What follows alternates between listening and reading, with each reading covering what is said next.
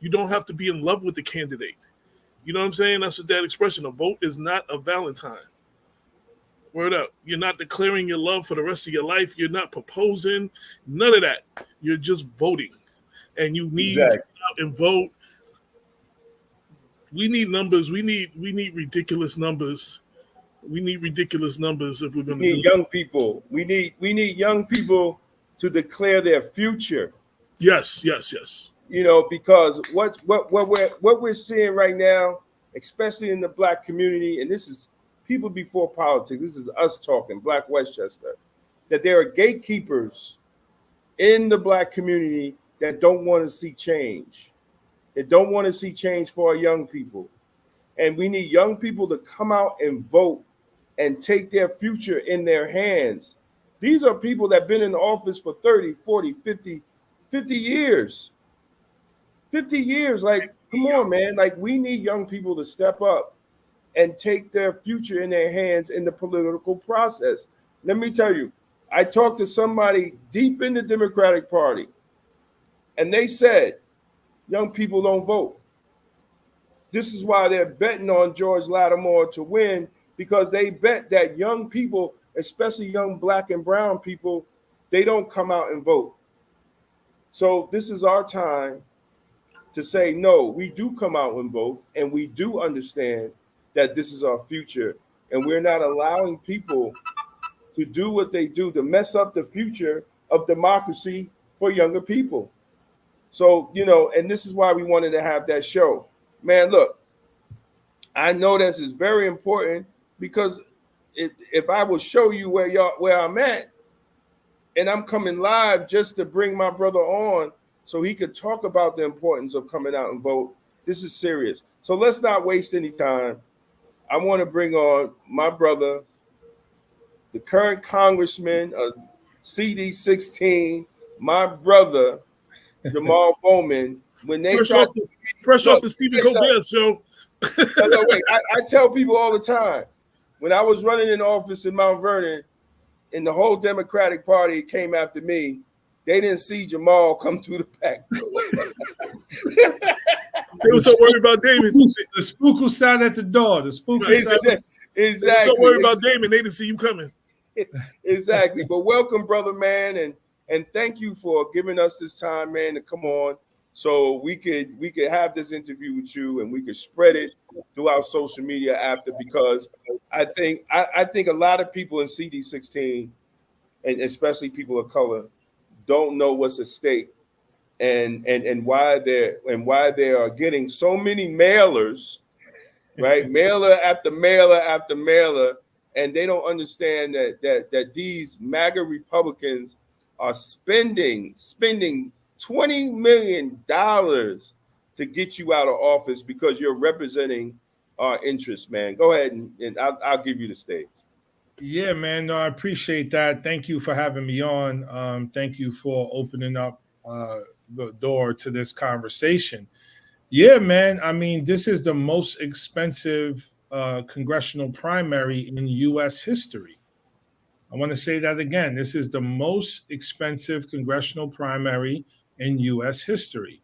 And it is mostly funded by billionaire MAGA Republicans.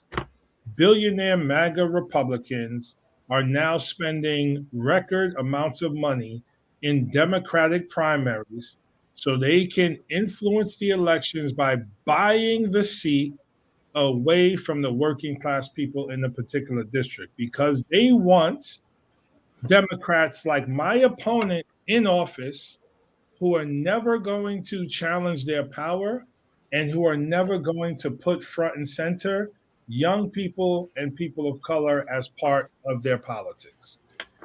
Since I got elected, since I was running, before y'all even knew who I was, I have been serving working class black and brown people in education first, when I was a teacher and school counselor and dean of students and middle school principal for 20 years. And then since I started running and now in Congress, I unapologetically center marginalized people, and particularly young people and people of color. Why? Because if we don't respond to the needs of the most marginalized, we do not have a democracy. That's and right. if you need proof, look at who might be president again right now, because our democracy has been taken over by special interest billionaires who literally have members of Congress in their pocket, bought and paid for. And my opponent, unfortunately, regardless of who he was, right now he is bought and paid for by the special interest AIPAC, who, one, don't want me speaking up for Black and brown people here and don't care about these issues because their number one issue is Israel. And two, they don't want me speaking up for Palestinian human rights and criticizing Benjamin Netanyahu and Israel. Right. That's right. Period. That's why they're running my opponent in this race. It's not because of, a vote I took here or a vote I took there. I'm definitely not against Biden. As a freshman, I brought Biden to the district, to Yonkers, and shared the stage with him to help Governor Hochul get elected. I've ridden Air Force One and Marine One with President Biden, where he was sharing notes from the speech he was going to give at Westchester Community College. Like, what are we talking about? So they're bombarding people with lies and misrepresentation on the ads and in the mailers, and they're trying to buy this election. And thank God, the majority of people I speak to are not with that. They're not going for the okie doke. They're not going for the lies. But we need everybody to understand that this is crap. This is BS. They're trying to buy this seat, and we got to stick together and not let that happen. Exactly. And the fact of the matter is, brother, and I want to let you expound on this because we see the mailers with all the lies and the fact that you're against Biden. I want you to explain because when I tell people, they get it, but I want it to come out your mouth why you voted against the bill and what was taken out that benefited Black and brown people and poor people in Westchester County. Yeah, let's speak specifically about the infrastructure bill. So that was not Biden's full agenda. Biden's full agenda included universal child care, universal pre-K, paid leave, historic investments in affordable housing, which we need desperately, increases in SSI, and historic investments in home care. That was Biden's full agenda. In the last second, conservative Democrats strong-armed it and made us vote on the infrastructure bill without Biden's full agenda. So our no vote on that bill was to hold the Senate accountable and negotiate in a way where the Senate had to move forward with the president's full agenda, which included all the other things I just mentioned. Because unfortunately, Joe Manchin killed President Biden's full agenda. So we kept fighting, negotiating, and pushing forward, and we got the Inflation Reduction Act, which is historic investments in climate justice, historic investments in, historic legislation in terms of freezing insulin costs at $35 a month, freezing prescription drug costs for seniors at $2,000 per year, and allowing Medicare to negotiate drug prices. What happens in Congress is we pass these major pieces of legislation, but they leave Black people out, they leave Latinos out, they leave seniors out, they leave children out. That's what that infrastructure bill did. 97% of the benefits of that infrastructure bill go towards white men, and it leaves out Black people, people of color, women, marginalized people, seniors, and our children. And so people need to understand, Congress has been operating this status quo way for years. And we wonder why we don't got what we deserve in our communities. Because you got people there just voting with the status quo. I am never going to negotiate or leave seniors behind in place of roads, bridges, and tunnels. Of course I support roads, bridges, and tunnels. Who doesn't? But what about our seniors, our children, our family, and our babies? That was Biden's full agenda. And his chief of staff, Ron Klain, said it. Progressives were pushing Biden's full agenda, like me. And that's how we got the Inflation Reduction Act. And so, again, that's what happened with that bill. But in terms of working with Biden, I was one of only 2 freshmen on the conference committee negotiating the Chips and Science Act. I wrote personally multiple amendments to the Chips and Science Act, which was Biden's signature piece of legislation, bringing manufacturing jobs back to the U.S. I wrote part of that bill, the parts that focus on community wealth building, regional tech hubs, and worker cooperatives. I wrote that with President Biden. I worked with President Biden along with Elizabeth Warren to create the Renters' Bill of Rights that the White House just created. I've worked with President Biden to ban ghost guns across the country. We wrote him a letter after the young kid Julian was killed in New Rochelle, pushing him to ban ghost guns. What did he do? He banned ghost guns. What did he do the following year? He opened up the White House Gun Prevention Office for the first time in U.S. history. And again, we've invited President Biden here multiple times, one to help Governor Hochul campaign, which he did. He came and she won, and one to be at Westchester Community College. I shared the stage twice with the president. Right. And rode Air Force One and Marine One with him. What are we talking about? That's what I'm saying. They lying. And they ain't trying to say, I'm trying to cut SSI when I've been a champion for SSI since I got in. And why would I want to cut something that disproportionately hurt Black and brown people?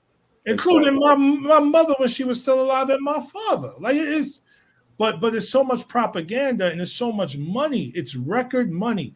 Historically, whenever Black people or people of color, marginalized people speak up, what do? It's backlash. They come out. Exactly. And so thank God, like I said, most of our people see through it, and most people, not just Black people, most people see through it. We need everybody to see through it because again, where's my opponent's record as it deals with building Black political economic power or the political and economic power of people of color in Westchester? It doesn't exist. That's right. It doesn't exist. Let me. Now, there's one thing.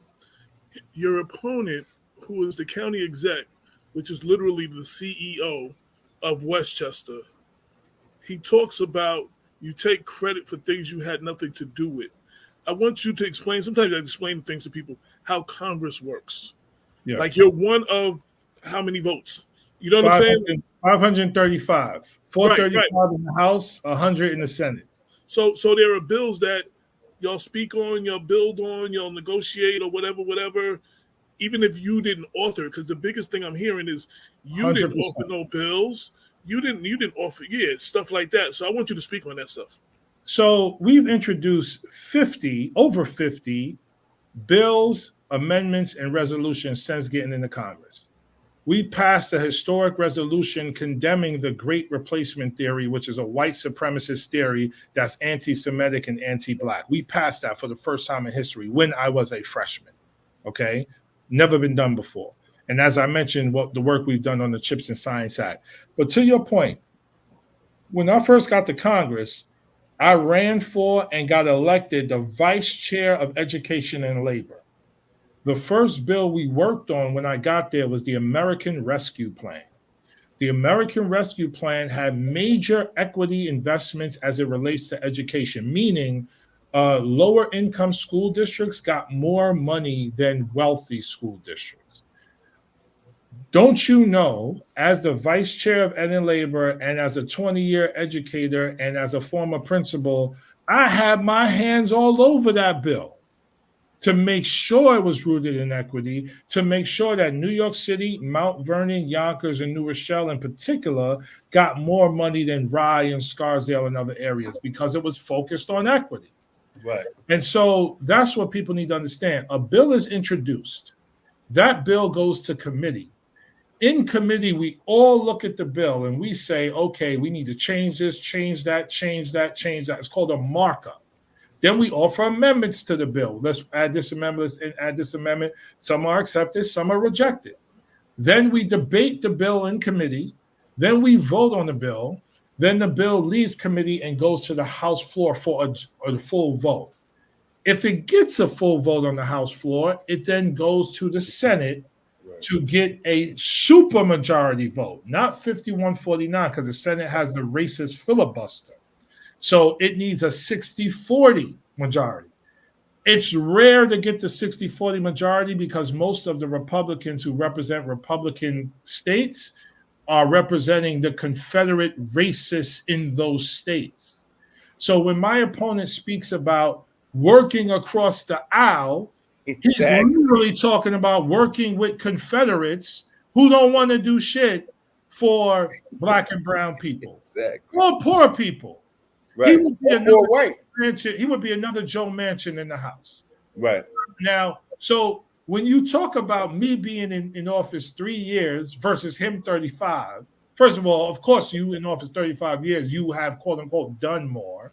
You've been there longer, but you've only worked in bodies of politics that need a simple majority to make policy law. In Congress, you need a super majority in the Senate because of the filibuster. So the fact that I've even gotten the CHIPS and Science Act under my belt in just 3 years, which is the president's signature bill, is transformational.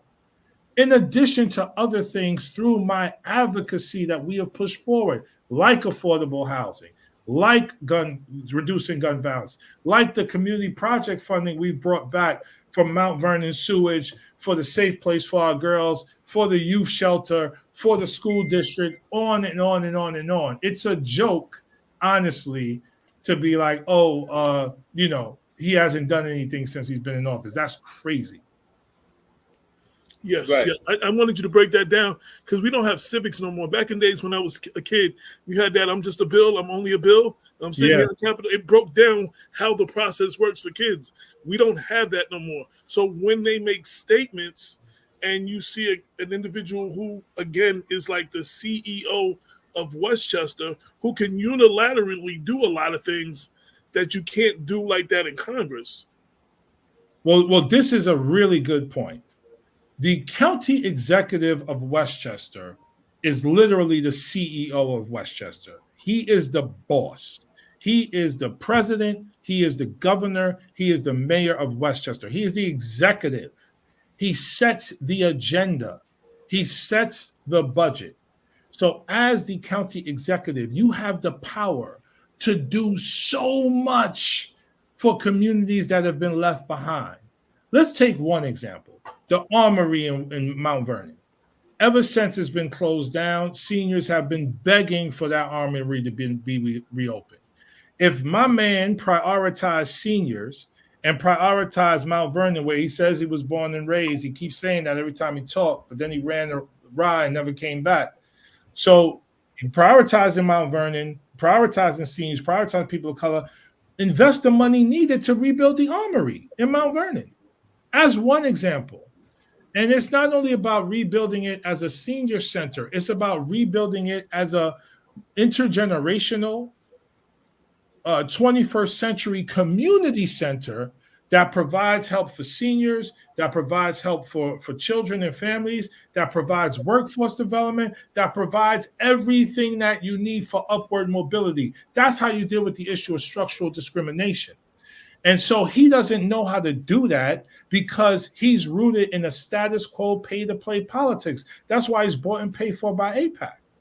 And this is no disrespect. He's just not fit for the job in that regard because he doesn't have an aspirational vision for our district. That's why he's against reparations. That's why he's against a Green New Deal. That's why he's against Medicare for all. He doesn't have an aspirational vision for the country. Right. And in contrast, forget my work in Congress.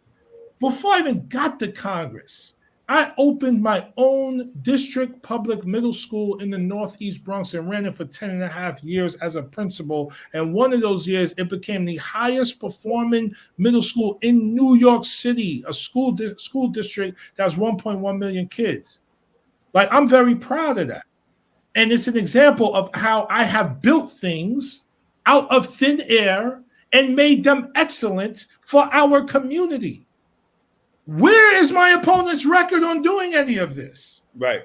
And we've replicated it with the Westchester Youth Shelter, with their new Youth Heal program. We supported it with Judge Rice, not governor yet, Judge Rice in New Rochelle, with this court innovation program. We replicated it with the Bronx Health Community Network. We gave them $2.5 million to build a community health center. We replicated it with the YWCA Workforce Development Program, 780,000. We could literally go down the list. We could talk for 3 hours about new programs that weren't in existence before, and only in 3 years in Congress I got that done. He has no record of this, which is like, why are we even? He's not even fit for this. I want one last thing I want to ask, because I know Damon got some stuff. So, and I'm speaking from experience doing a publication like Black Westchester. You know, you get questions like, "Oh, why are we only concerned with the black people?" You know, we would get more if we take the word black out of. You know what I'm saying? The reason we started this was to fill the void in covering black people in Westchester that hadn't been addressed. I say that to say to you, you're accused of only caring about black and brown people. You understand what I'm saying? And not caring about the rest of the district. And you explained in the debate questions that you care about the whole district, but you're paying more attention to the marginalized areas who don't get attention. I want to give you a chance to speak to that. Yes. So thank you for the question. So yes, I govern for the entire district and have relationships with the entire district. We've given thousands of dollars to Rybrook for their sewage problem. We've given the county $500,000 to electrify their buses. We've worked with Tuckahoe and Arsley and Mamaroneck and Hastings. These are all majority white municipalities on economic development projects and infrastructure projects through money and, again, through advocacy. We have done that. When Scarsdale High School had a social justice day of action, they brought me in as a keynote speaker. When a young man lost his life to suicide in Rye High School, they asked me to come in and meet with the teachers and families and kids just so I could get a sense of what was going on, so I could advocate for more mental health resources at Rye High School. I partnered with a teacher at Scarsdale High School and their design thinking entrepreneurship program so that we could bring it to Mount Vernon High School and have it implemented this year, which they have just finished doing. And so not only do we govern for everybody, we're bridging the gap between Scarsdale and a place like Mount Vernon, so resources could be shared so the people in Mount Vernon have the same access as opportunities in Scarsdale. Right. And yes, because of issues of equity and population and need, we pay a little extra attention to Yonkers, Mount Vernon, New Rochelle, and the Bronx. Why? Because if we don't have equity, we don't have a democracy. I don't want people in Larchmont to turn on News 12 and hear about a kid getting shot in Mount Vernon. One, is traumatic for them, but two, it like puts a perception in their mind of what they think Mount Vernon is. Exactly. And what they think kids in Mount Vernon are doing, right? And it causes them to stay away. I want to end gun violence in the district. I want to end poverty in the district. I want to make sure everyone has access and opportunity to the American dream in the entire district. So that's going to require equity, especially, no disrespect, let's just be honest, my predecessor didn't focus on racial justice and equity. Right. And so that's why you have the neglect. If you go to the Boys and Girls Club in Mount Vernon or the YMCA in New Rochelle, or YMCA, in Yonkers, YWCA in Yonkers, different parts of the district Black, brown people live, it's underdeveloped, and it's been underdeveloped for decades. So they need additional investment. That's what they need. And so I'm here to hopefully advocate for that and provide that. My opponent doesn't even know how to do that, because when he had the chance to do it, listen, if he were to be in Congress, he has no budget. I don't have a budget. I don't have a bank account. Every dollar we bring, we hustle and grind for it through partnerships. Right. He has a $2.3 billion budget every year that he could be implementing. But you know what he's doing?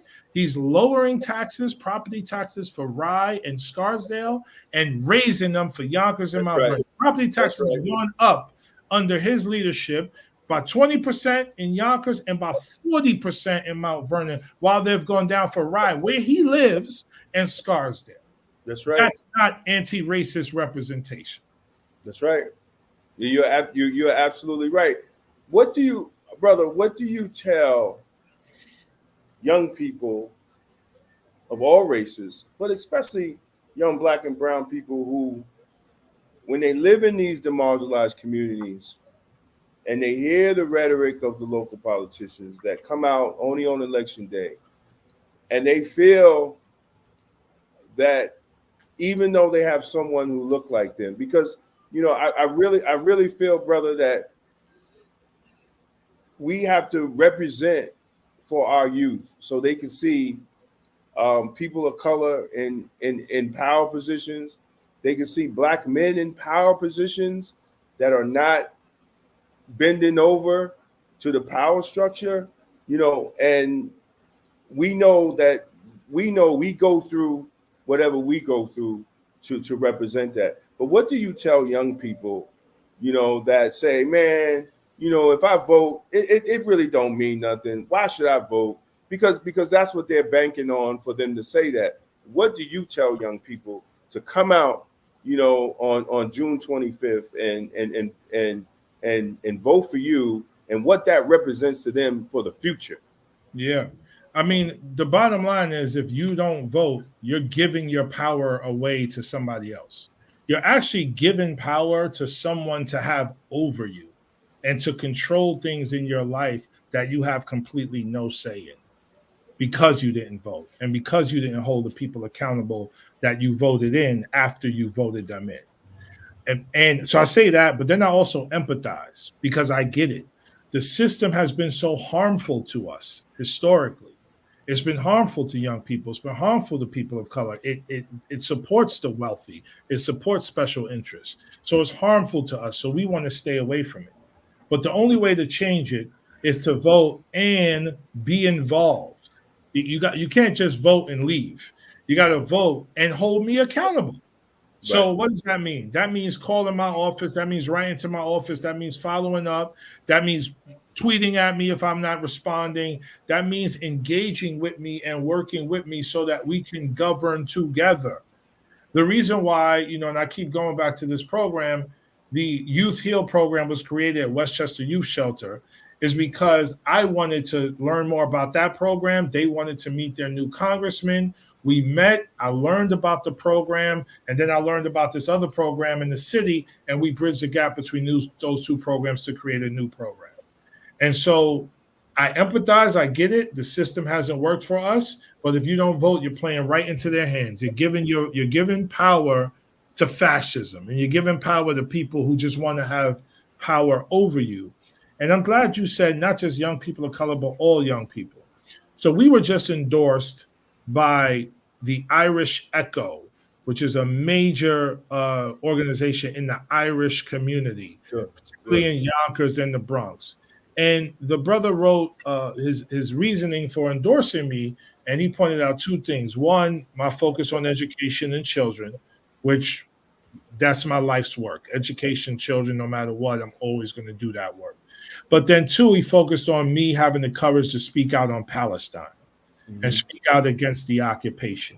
And what I need people to understand, if we allow the oppression of Palestinians to continue, it's the same way, it's as if we allowing the oppression of Black and brown people here. And it's the same system that is oppressing children in the Congo with slave labor. It's the same system that is oppressing the people of Haiti and Sudan and Central and South America. It's Western imperialism. It's white supremacy as an ideology. And so we should be fighting back against all systems of oppression, period. And this way of thinking, us versus them, is binary, infantile way of thinking. We can have safety and security and freedom and equality and humanity and clean housing and clean water and healthcare for everyone. We just have to work for it and fight for it. And conceding that we can't have that because it's too aspirational, it's mind-boggling and destructive to our democracy. I just want to say real quick, as far as Palestinian, so back in the 60s, Malcolm X, the Panthers, and even Martin Luther King talked about the occupation in Palestine, how it was akin to the occupation of black people here and how we had more in common. They were saying this in the 60s. You know what I'm saying? These elements were, the FBI had them down on terrorist watch lists. You know what I'm saying? But this is something they were saying we have to fight for this across the board, occupation of anything. And there was a relationship between what we were going through and the long-term occupation of Palestinians. They've been saying that since probably before the 60s, but I've heard all three say that, especially the Panthers, especially Malcolm. 100%, and Kwame Ture as well, and many others. Like the 60s was about civil rights here, and it was about anti-war around the world, but particularly in Vietnam, and it was anti-occupation. And so we are all children of that. We all come from that. Our legacy, particularly the legacy of black people in this country, is a legacy of fighting for civil rights, fighting for human rights, fighting, for abolition, fighting for the things that we need as a country to make the country realize its ideals, the things that Dr. King not just spoke about in the I Have a Dream speech, but the things that he spoke about later on in his life when he talked about fighting against racism, capitalism, and militarism. And so our responsibility, not just as black people, but as Americans, as human beings, is to continue that fight. The fact that my opponent, who's a so-called lifelong Democrat, is allowing Trump billionaire donors to fund his campaign and is doing fundraisers with Trump billionaire donors and is endorsed by an organization that is mostly Republican MAGA billionaire funded. The fact that he is doing that shows you that he cares more about himself winning this election and maintaining the power structure status quo in American politics. He is not about serving the people of this district who are mostly working class, mostly people of color, who are severely rent burdened, who are underemployed, who don't have access to health care, who are fighting against gun violence, on and on and on and on. And I keep telling people, he's not going to be able to do as much in Congress if he were there that he could be doing right now as county executive. How has your life, anyone, been positively impacted by him as county executive?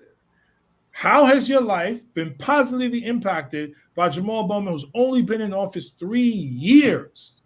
And if we weren't having an impact, they wouldn't be spending more money to get us out than has ever been spent in primary history. This is a historic election, everybody. So all that, I can't get out to vote. You need to get out to vote in record numbers to make sure the power elite and all their money don't buy this seat.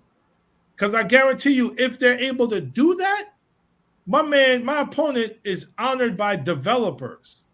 How do you think they're going to try to move us out and develop this district differently than what they're currently doing right now? I want to say, I'm giving you last words, but I definitely want to say, so we supported George. We supported him when he ran for CE. We supported a lot of his policies. And what it comes down for me as the editor of Black Westchester is someone who represents my interests. And that's what we should all be about, what represents our interests. And as a black man, I wholeheartedly endorse you for standing up unapologetically for our community. Absolutely. And whether it's not popular, you can't be pro-black and you've got to be anti-something else. We live that every day. You know what I'm saying? So for us and for our community, I'm telling everybody to go out and vote for you for re-election, and that Black Westchester is openly and wholeheartedly endorsing you so you can continue to work, so you can continue to fight for our communities that have not been fought for before. And I just wanted to put that out there. Yes, sir. David, I know you want, we got I got two more things, brother, and then we're gonna let you go. You were just endorsed by Blacks in Law Enforcement of America and the Westchester Correctional Association. You just got that. I thought I saw you, sent you the text, but I wanted to address that, along with telling you the endorsement. I had to correct some ill-informed officers who say that you're anti-police and you want to the whole defunding the police thing has They say you want to eliminate the police. that got misrepresented in understanding the importance of law enforcement in the community and even the importance of correction officers, and that you spoke out for the safety of Rikers Island and the safety not only for the inmates but for the officers too. Can you expound on that? And then I want to introduce this sister here, because you are part of education, and we're down here in Jamaica, man. We get ready to work with Sandals and give free books and come out and talk to the kids. So address that, and then I want to introduce the sister here. Yes. So thank you for that. And it's really exciting to hear about those endorsements. So police are a very important part of our overall public safety equation. Okay. I support police officers, respect them doing the work, and will continue to support them and respect them. All we have talked about is one, accountability, because if officers aren't doing the right thing, just like teachers, just like other professions, there needs to be accountability. But more importantly, we need to make sure we are helping our officers with things like investing more in mental health in the community, investing more in substance abuse in the community, investing more in education, investing more in affordable housing, so that the crime doesn't happen in the first place. What we're doing, the same thing we do in education. We just, force police to handle every issue that comes into the community. And as we force them to handle every issue, mistakes are going to happen that's going to be catastrophic, and it's going to look bad on police. But if we take a more holistic approach to public safety, that yes includes police, but also includes mental health supports, substance abuse supports, housing supports, education supports, then we make the overall community safer, and we keep police safe, because police need mental health supports as well, right? That's right. And we respond to the disease of recidivism that happens in our public safety spaces, where we just rearresting the same people over and over and over again because we're not doing nothing on rehabilitation. And so it has to be a holistic approach to public safety. If we do that, it makes everyone safer. So yeah, man, I appreciate you making that argument for me out there, because that's what it is. That's the truth. Exactly. Like, we're not trying to abolish the police. It's not what we're trying to do. Those who are doing the right thing, we support. Those who not, they need to be held accountable, and overall take a holistic approach so that we could keep everybody safer going forward. Absolutely. So I'm down here in Jamaica, right? And the sister came up, and my wife, she always make friends everywhere we go. And the sister came up and she told us about a program that Sandals is doing within the community of Jamaica, and that anybody can be involved. So I told her, and my wife told her, that we're going to take part in what's going on in dealing with the school system and helping to get books, book bags, and other school equipment. So introduce yourself, sis. Hello, everyone. How are you doing? I'm very happy to be here today. My name is Keish Beckford, and I am the Public Relations Coordinator here at Sandals Duns River, and I manage the Sandals Foundation. Now, the Sandals Foundation, it is our non-profit organization, and that is where we do all of our charity work here. So the Sandals Foundation, we really try to focus on our environment as well as our community, but I think we prioritize education a lot here, right? So at Sandals, we do believe that education is the cornerstone of progress, and because of that, we see it as extremely important. And we're in our communities, we're in our schools, we're giving back as much as possible to really make a change in our children's life. And so far, we're having great results. Our children love it, right? When our guests come, they will do this program. It is called Pack for a Purpose. Now, you can go to packforapurpose.org if you plan to visit any Sandals property. You can pack one book, one pencil, that one book and that one pencil makes a huge difference to our children. So no matter what it is, it doesn't matter the quantity, it's the quality of the product. And our children really appreciate it, right? So that is the pack for a purpose. Now, if you're at any Sandals resort and you visit our resort shop, you will see a Sandals Foundation section there. If you shop at that section, all of the proceeds go to the Sandals Foundation. Now, in December, we had renovated a bathroom at one of our schools that we adopted, right? So we completely changed out all the toilets, all the showers, we retiled, and we made sure when the children returned in January after the Christmas break, they had a new bathroom to come to school. And we find that as very important because once you're inspired, right?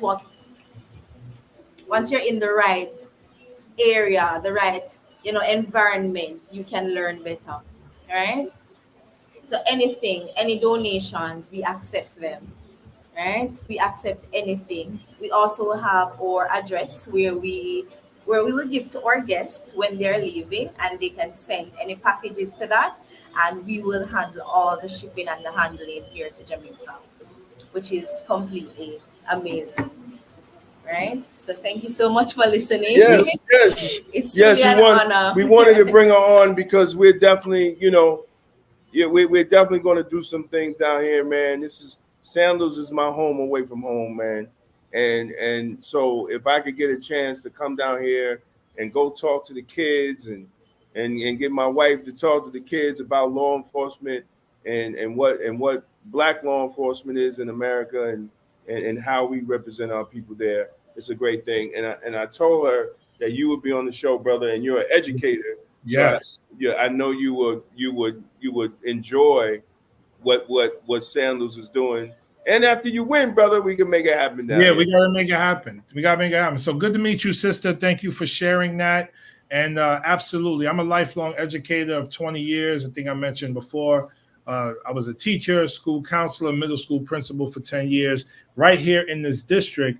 I don't know if Damon told you, like this district, there's a very, very, very, very large Jamaican community, West Indian community overall. And so that collaboration just makes sense to be a part of that. So let's definitely follow up and chat after June 25th when we win this election, after we get out record numbers of people to go out and vote. So we definitely got to follow up. That's right. And anything we got Wagstaff. We got Wagstaff holding it down, sitting in the back. I see you, brother. We gonna bring him on and he's gonna be because we betting on Black. Like we betting on Black the whole election. We betting on Black. So let me comment as we close out, brother. Yeah. What's the last words you want to say with people, man? Yeah, so it's really important to make this point, right? Like, we're not anti any community.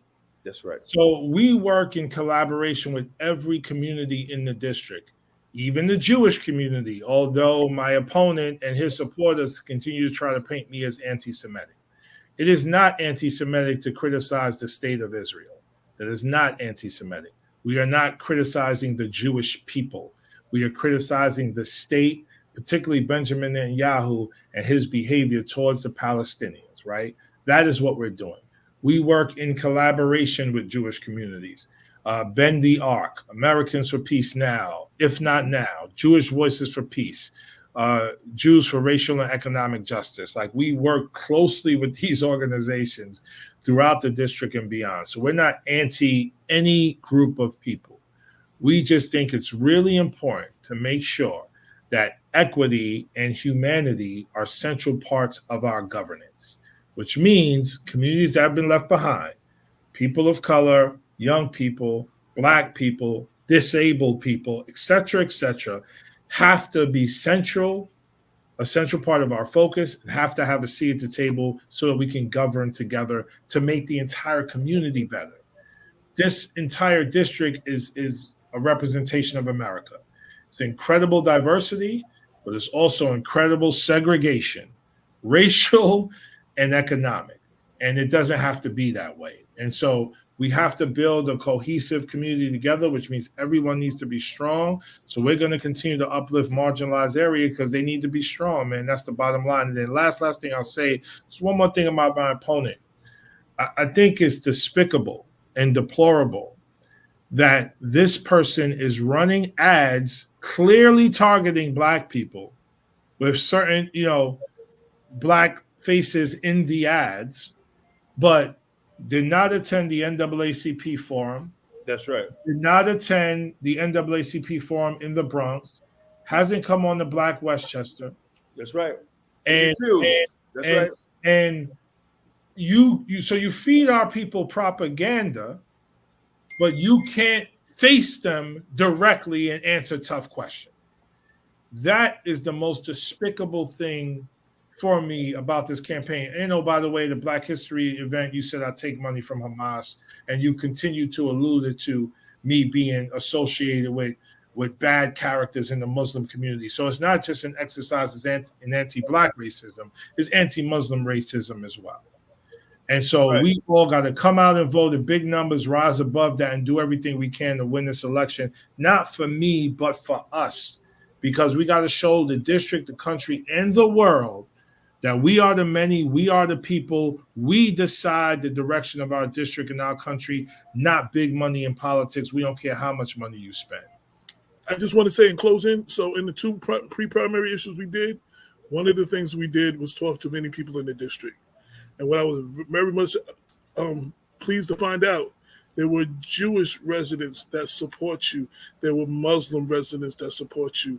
There were all kinds, like it was just like you're getting painted as this person that only does for Black and brown, but all of these people that are not Black and brown, including the reason for Latimer running is because, you know what I'm saying, the Jewish people are unhappy with you. There were a lot of Jewish people that I spoke to, including a long list of Jewish people who wrote a list to the county exec and told him not to run. You know what I'm saying? So I just wanted to point that out. I wish you well. Like I said, Black Westchester wholeheartedly endorses you. And our decision to endorse comes down to what's best for our interests. AIPAC is doing what's best for their interests. Other people do what's best for their interests, but nobody talks about what's our interests.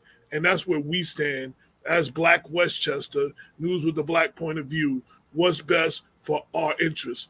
And we believe that's you. Thank you, brother. Appreciate y'all. Peace and love, man. Thank you, brother.